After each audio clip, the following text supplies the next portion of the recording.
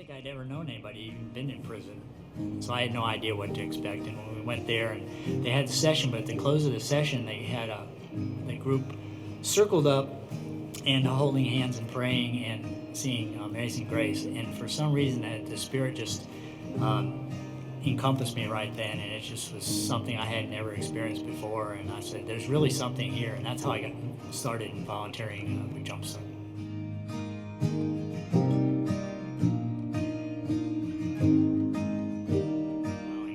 Pritchard asked me if I would mentor Philip. He had spent 45 years in prison, I think 9 years on death row.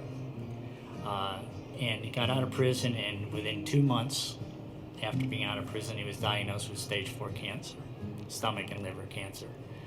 And he was beginning to undergo treatments at about the time I started mentoring with him. Throughout that process, we continued to talk, and he was more of a mentor to me than I was ever to him, because his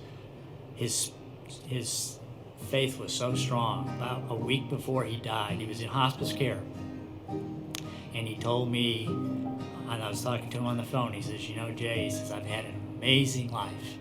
And that was so humbling. I guess, really had an easy life. I mean, I've had some challenges, but nothing compared to what like Philip had gone through, and to just see his strength right to the finish line was amazing to me. It is very uplifting to see how many lives are changed. The redemption that takes place within most of these people, it's so encouraging to know that when you serve and help others, that you're doing the work that Jesus emphasized for us to do, but at the same time, it shows that we've all got hope. No matter where we are in life, we've all got hope.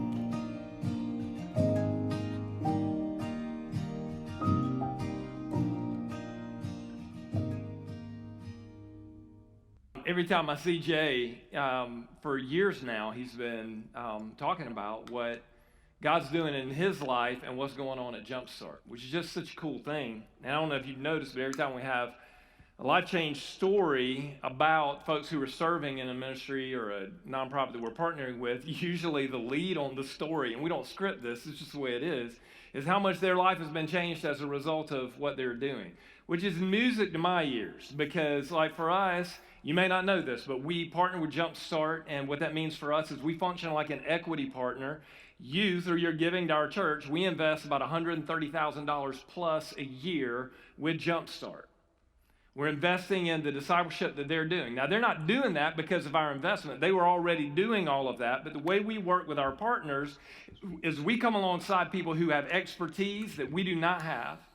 And then we invest with them to impact the scale of what they're doing and to broaden their volunteer base. And then we commission them and we say, you have to have a strategy for discipling our people from being suburban consumers to being kingdom, I don't know what you call it, producers, all right? That's what you got to help us do. You got to help us get in the game in areas where we wouldn't be in the game so that our people's lives are changed. And from listening to Jay's story, you know that. How else is Jay going to become friends with a man while he's dying of cancer who is a convicted killer who served time on death row? And Jay's life be changed by that, and that man be encouraged as he finishes his discipleship journey and be used by God. It's amazing.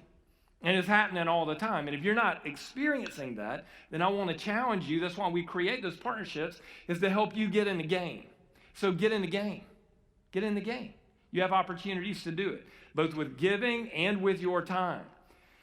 And so one of the ways that you can learn about all this is, and there's a ton going on at JUMPSTART. I just got a text message this morning. There's a new phase of what they're doing as a residential program, Restoration Village.